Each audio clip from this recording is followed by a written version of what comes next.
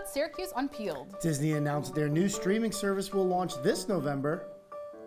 And we take you to this year's Own the Dome event. Syracuse Fashion Week helps fight hunger in the upstate area. And Tiger Woods won his first major title in over 10 years. All that and more tonight on Syracuse Unpeeled.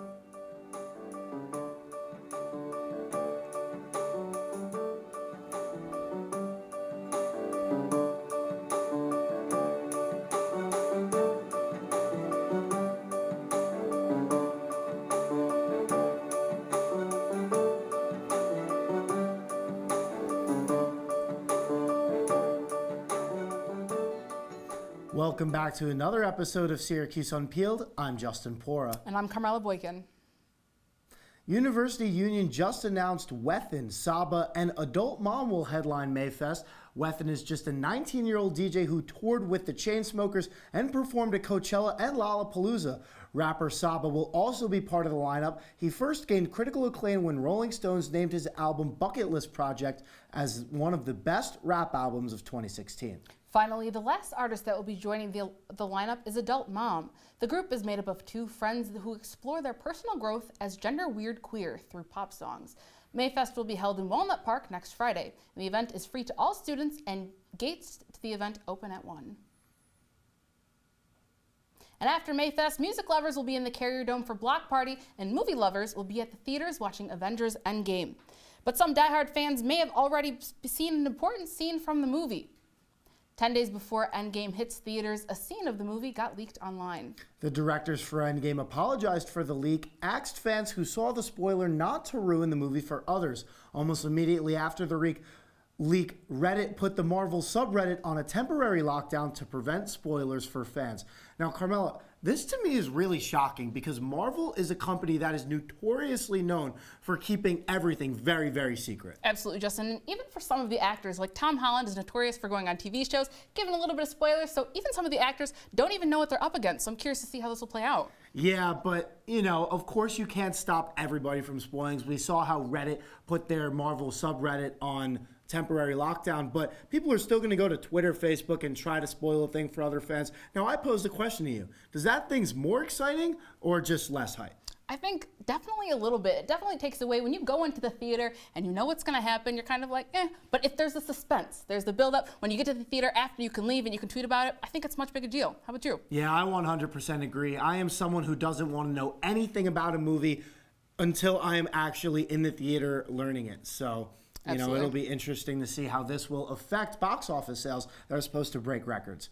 Well, Kim Kardashian West pleaded guilty to rumors that she is studying to become a lawyer. In an interview for the May issue of Vogue, Kim said she is almost finished with her first year of her apprenticeship at a law firm in San Francisco. In the state of California, an apprentice can study at a law firm for 4 years, take the bar exam, and legally become a lawyer without going to law school. Once Kim finishes her first year at the law firm this summer, she must pass a baby bar exam to complete her final 3 years of training. She hopes to take the bar exam and become a lawyer by 2020. Now, I have to say, go her. This isn't really on brand with her, you know what I mean? But I feel like it's important to show that even if you're a reality TV star, even if you're an Instagram model, you can still branch out and help the community.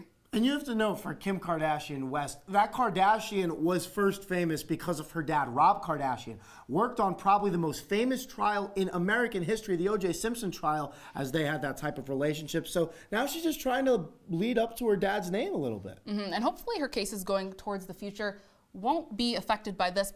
Hopefully people won't be able to give them critiques based on Rob Kardashian's trial with O.J. Simpson. And something that she told Vogue specifically, a quote, I just felt like I wanted to be able to fight for people who have paid their dues to society. I just felt like the system could be so different, and I wanted to fight to fix it. And if I knew more, I could do more.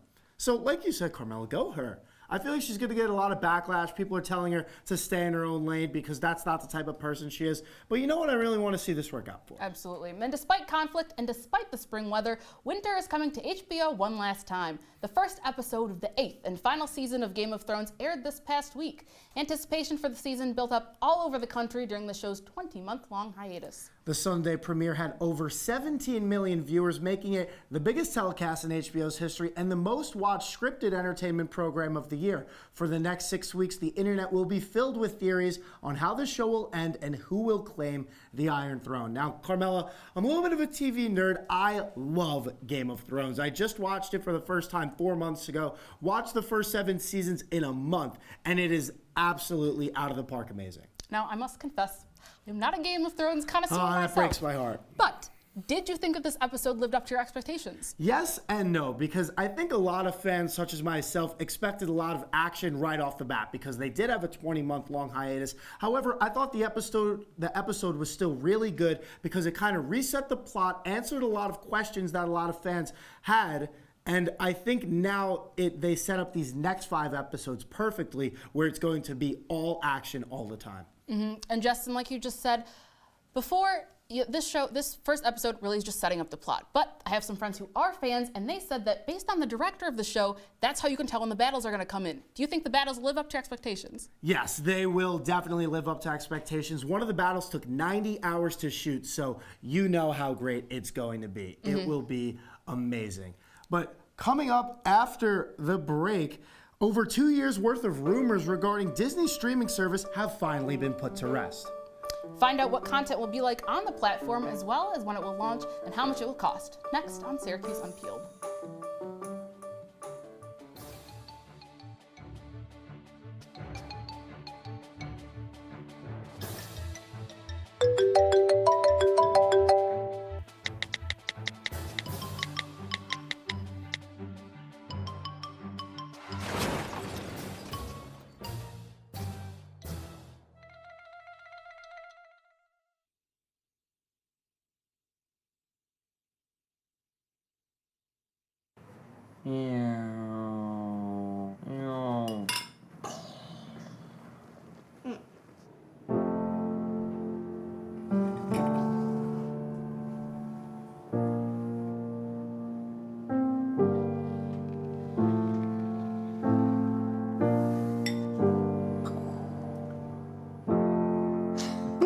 Visit aarp.org/caregiving for information on how to provide even better care for the person who wants to care of you. Welcome back, Unpeelers. Music festival season has begun, and California is in the middle of one of the country's most popular ones, Coachella. The first weekend of Coachella is officially over, but there are still 3 more days left in this year's festival. Syracuse Unpeeled music reporter Liam Crowley joins me, and he is here to run down the lineup for the first weekend of Coachella. Liam, thank you so much for joining me here. Thanks for having me. Loving to talk all things music festivals. All right, so Coachella, obviously probably the biggest music festival in the entire country. What were some of the high points of the opening weekend? Yeah, so this opening weekend, Childish Gambino owned the weekend. He has a new album coming out this summer, and he actually released a new song during his performance. Talk about a year for Gambino, winning 2 Grammys earlier in the year. He also has a new movie called Guava Island with Rihanna that was streaming during the weekend, as it's also an arts festival, and that's actually available to stream now on Amazon Prime if you're a fan of Gambino and all his projects. So he absolutely crushed this weekend, as well as Ariana Grande. She headlined this weekend and further established herself as the queen of pop. She even brought out NSYNC, minus Justin Timberlake, of course, in a little bit of a touching tribute, a bit of a passing of the torch, if you will, establishing Grande as the new queen of pop. Other highlights include YG's touching tribute to the late Nipsey Hussle, Casey Musgrave's memeable Yee and Ha back and forth with the crowd, as well as DJ Idris Elba winning the hearts of everyone in attendance. Now, you mentioned a lot of great things, but when we talk about music festivals this year,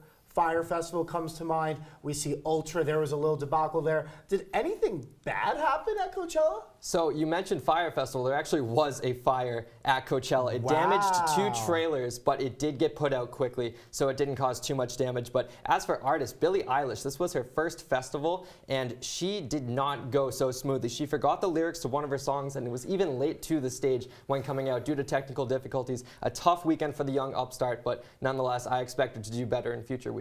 All right, so you mentioned future weeks. What do you want to see from future weekends at Coachella? I want to see more songs from Gambino, as he has the new album coming out this summer. Maybe tease a little bit more, but I'm holding out hope for the weekend to make a surprise appearance. Coachella helped establish the weekend as a headliner and a top artist in the pop and R&B genre, and I'm hoping if he maybe comes out, teases some announcements with his new album, Chapter 6, I'd be looking forward to that. William, sounds great. Thank you so much. And while music fans partied at Coachella, Disney gave TV and movie fans something to sing about. Disney officially announced that its new streaming service, Disney Plus, will launch mid-November. In a presentation about the streaming platform last week, Disney CEO Bob Iger also revealed the price range among other details about the service. Syracuse Unpeeled film reporter Patrick Gunn is here to tell us what shows and movies users can expect to see on Disney Plus. Patrick?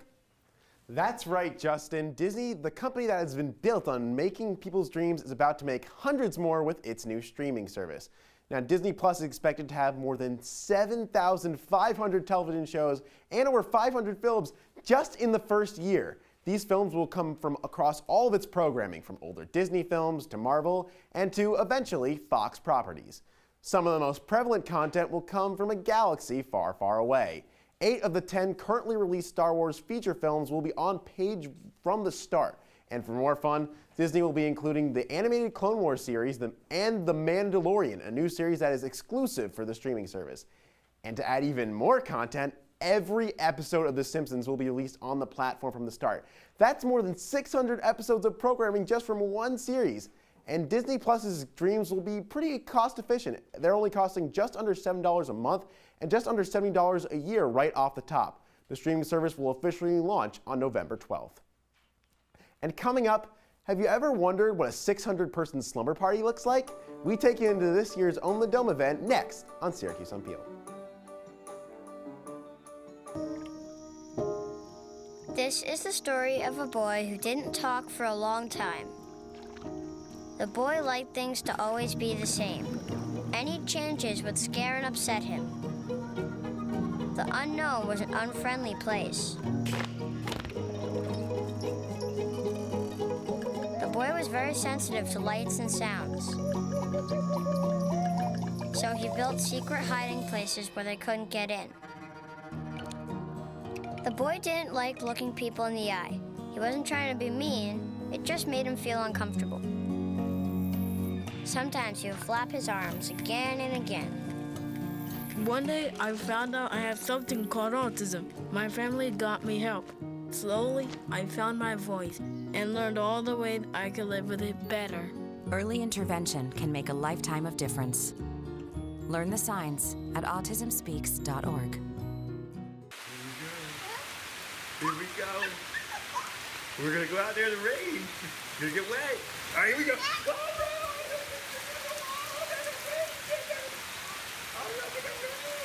Okay, quick.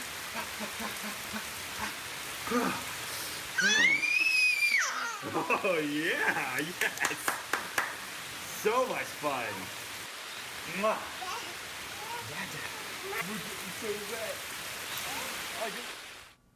Welcome back, Unpeelers. This past week, hundreds of prospective students slept on the turf in the annual Own the Dome event. Own the Dome brings all of campus together for performances and activities to help welcome accepted students into the Orange family. Syracuse Unpeeled campus events reporter Carrie McEnany spoke with the MC of the event to learn how Own the Dome can impact accepted students. Take a look. On the corner of East Raynor and Irving Avenue sits the Carrier Dome, home to some of SU's biggest sporting events. And on Sunday, April 14th, Own the Dome. It's the event that made me choose to come to Syracuse. It's been so near and dear to my heart since, again, I made that decision to go Orange. So being able to volunteer every year and then be the host, be the MC this year was honestly a dream come true. Own the Dome is an accepted student event where high school seniors can spend a night sleeping in the dome.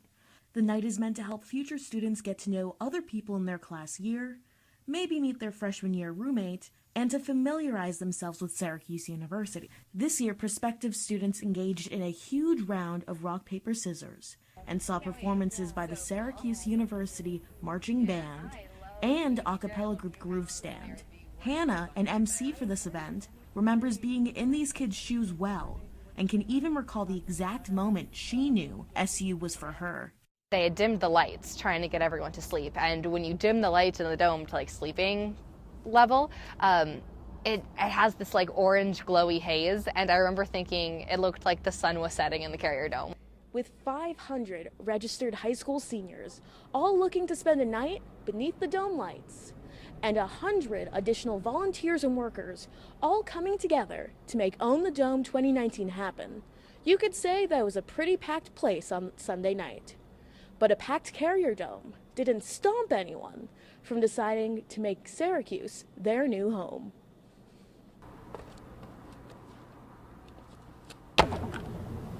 From being a nervous high school senior herself to having a giant cutout of her face as a college senior, Hannah says this event has become a well-oiled machine. 5 Own the Domes under her belt. She seems to finally have realized the impact that this can have on a student. I think that pride is exemplified by Own the Dome far better than it is by any other admitted student event or tour you could take. Being a senior and getting to see, like, this is what it's like to go here, this is what it's like to love this place so much, I think you can get like that at Own the Dome.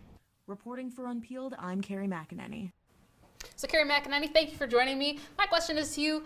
The Dome fits a lot of people in it, but there are a lot of admitted students to Syracuse. So were they able to accommodate everyone who wanted to go?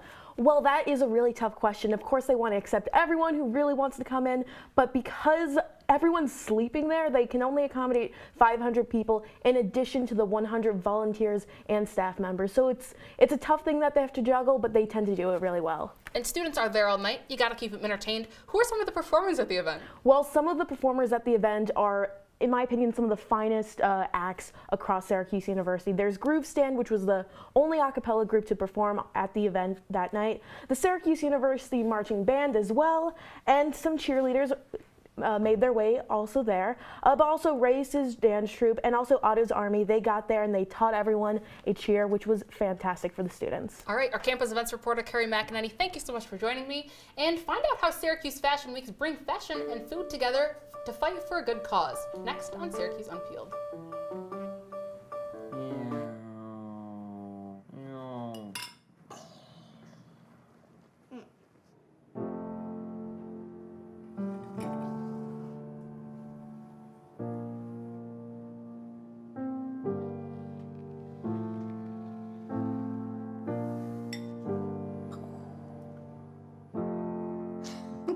Visit aarp.org/caregiving for information on how to provide even better care for the person who wants to care. They said I have troll teeth. That my voice sounded like a possessed baby doll. That no one would ever love someone as stupid as me. That I was fat, ugly. Disgusting.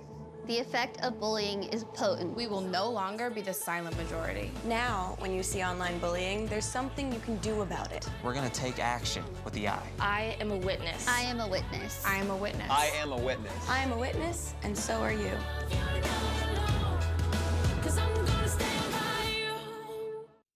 Welcome back, Unpeelers. Coachella wasn't the only event parading Spring Fashion Week this weekend. Syracuse Fashion Week came to an end this Saturday. Designers, boutiques, and stylists from all over upstate New York were in full bloom during the semi-annual event. Syracuse Unpeeled City Events reporter Natalie Fahmy is here to share how fashion helps fight hunger in the area.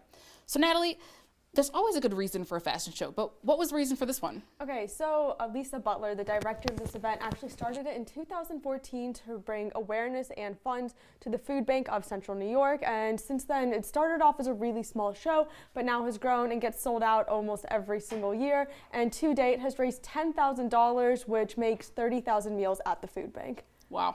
And when I think fashion, I think New York City, but this show is in Syracuse, so who participated? Okay, so it started off, like I said, as a small event. Only a few boutiques and designers participated, but now there are dozens of boutiques and designers who participate. There's a hair and makeup team to get the models ready, and over 150 models who participate in this event each year. And a lot of times Butler will reach out to some designers, but she often finds a lot of people come to her interested in participating in this event. Wow, and when you host a fashion show, it's important to have a good theme to make it solid. So what were some of the themes from this year? Okay, so there are actually 2 nights of fashion show for this event. The first night is a spring fling theme where designers and boutiques get a chance to show off their designs for the upcoming season. And then the next night is an underground show. That's for a 21 and older audience, and they present things like lingerie, they have body paint, they have swimwear, that kind of stuff. But the overarching theme for the shows in general was actually fashion over the decades, so each designer was to present fashion from a different era. Nice. And lastly, where was the event hosted? Okay, so like I said, this event actually happened over multiple days. So it happened over 3 days. The first day, the spring fling event was held at the Aloft Syracuse, a place Butler chose for its modern color and flair. The second day was at Marissa's Fortress of Beauty, and third and finally was the gala, which was held at the Landmark Theater. Butler says she tries to find places that aren't just banquet halls or hotels because she wants to find places that aren't mundane and boring, places that are interesting to add to the show. All right, our fashion reporter Natalie Fahmy, thank you so much for joining us. And Syracuse Fashion Week designers may disagree, but according to Tiger Woods, green jackets are back in. Justin and Chris are here to discuss Tiger Woods' big win over the weekend. Justin?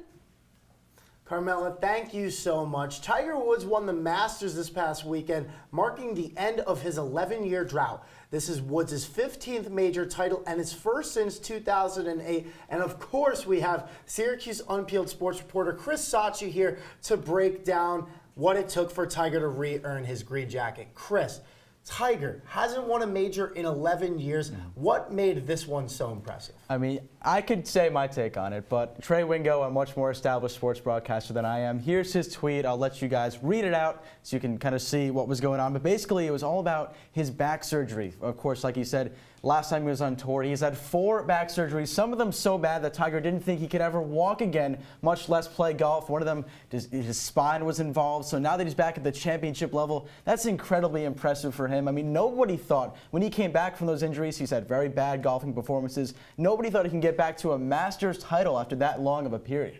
And the Masters, obviously, the king of all of the major tournaments. Tiger made it back to the top, but is he officially back? He's back in the minds of most Americans. When you think about what he's been through in 2017, a DUI, crashed his car. In 2009, cheated on his wife, which brought a lot of people and a lot of Americans really against what he was doing. But I think the comeback from the spinal surgery and all those back injuries helped him a lot. And is he back of the Tiger of old in the mid-2000s when he was just on a dominant run? I don't think so about that, but maybe he's back in terms of he can gun for 18 majors, which is the record. All right, you mentioned 18. Jack Nicklaus has that record. Is there any shot Tiger gets there? I mean, I want to say no. He's 43 years old. He's not getting any younger. But at the same time, how can you doubt Tiger Woods considering how great he was back in the mid-2000s? I don't want to say no. I will say it's unlikely. But I have a question for you now, Justin, kind of turning it on you. All right, ready.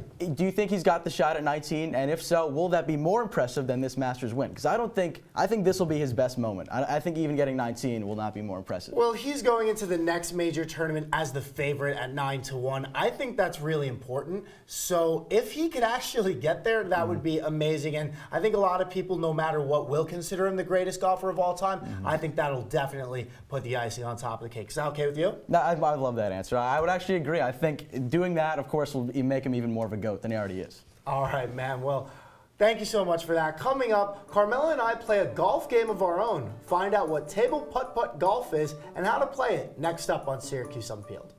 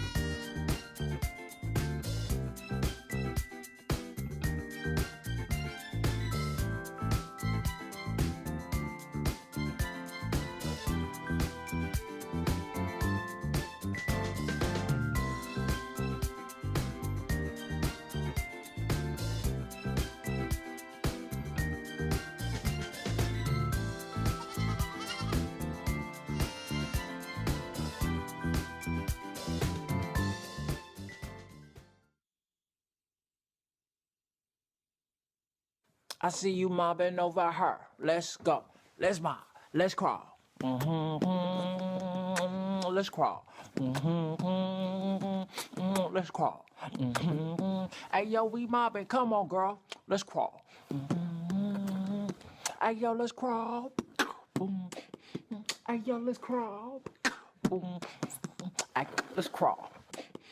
Hey, yo, let's crawl. Welcome back, Unpeelers. In honor of the Masters, Carmella and I are playing a game of table putt-putt golf. We each have our own mini golf clubs to knock the ball into the cup. We must answer a question of Tiger Would You Rather before getting a chance to put the person who makes the most holes in one's wins. Now you may have noticed that Justin and I are no longer wearing our jackets. We don't have green jackets to compete for, so Justin and I are competing to get our own jackets back instead. Syracuse Unpeeled sports reporter Chris Sachi is here to comment on our golf game. All right, guys, so make sure, everyone listening, make sure you tweet us your answers at CitrusTV for the Tiger Would You Rather ride around in a golf cart or get in a hole-in-one is the first question. So what would you rather do, golf cart or hole-in-one? Do I get to drive the golf cart? Yeah, you get a driving experience and maybe ride shotgun too if you want. I'm a driver, so I'm going to take that. Okay. I definitely have to take the hole-in-one. I like the clout benefit. Ooh, so okay, we'd be a good team, right? Okay, yeah. I'll drive, you hit the hole-in-one. Fair.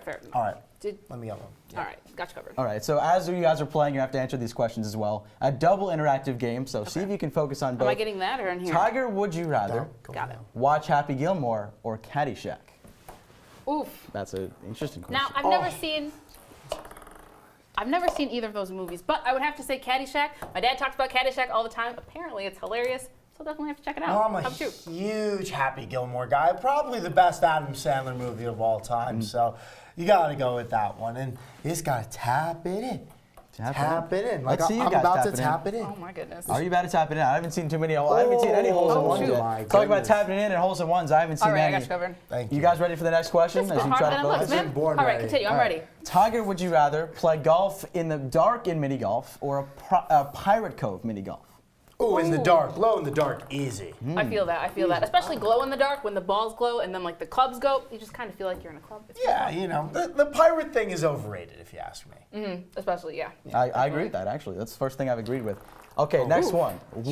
Tiger, would you rather have Troy Bolton or Shia LaBeouf as your personal caddy on the golf course? That's not even close. It's Troy Bolton. Ooh, really? Oh, I thought you were going to go say Shia LaBeouf for that. What? I'd have to definitely go with Shia LaBeouf, man. Just do it. Just do it. Except I can't just get this ball in the cup. But guys, just do it. Sing to me. Just do it and get him in. I'm seeing all these answers, but I haven't seen any golf putts in yet.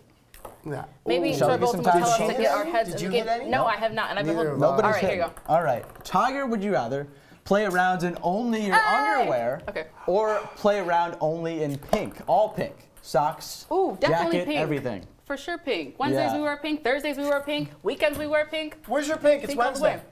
That is very true. That's true. Gotcha. And for that reason, I'm taking the underwear. That's fair. Fair enough. Interesting choice. All right. Tiger, would you rather play putt-putt or an 18-hole golf course? Putt-putt or an 18? Like mini golf. Yeah, like mini golf or the real thing. You know, you're in the golf cart. You're at the Masters at Augusta. I'm taking the 18 holes. It's just such a relaxing experience. Chris, you know, we're both sports guys. It's relaxing. It's nice. So I'm gonna take that. Putt-putt's frustrating. Very true. Very true. It Very takes a lot of patience. I feel like with golf, I could just kind of whack it. You know, I'm not a skilled athlete, as we could tell here, but I would definitely have to go with 18 holes. I mean, I'm really bad at golf too. You guys kind of are though as well. Justin Paura getting his first one. Is that 1-0? Wait, can we do a golf clap for him as well? Like a. Oh, you better watch out. As the announcer, very nice hole there by Justin Paura, a hole in one. Yes, very nice. Yeah. Alrighty, now next question. Tiger, would you rather hit your ball in the sand or the water? Both unfortunate circumstances. So what would you rather do? If we're going in terms of golf, I would definitely say hit it in the sand. At least I could drive it out. What would you have to say, Justin? The sand. I love the sand. I love the beach. I love it all. Of course I'm going to go with the sand. Right. Agreed. Glad we're on the same page. All right. Well, with that being said, we learned that we can't do putt-putt very well, but now you know a little bit more about us. That's all the time we have for this episode of Unpeeled. Tune in next week for our final episode of the season. It's the senior send-off. I'm Justin Paura. And I'm Carmella Boykin. Have a great night, Unpeelers.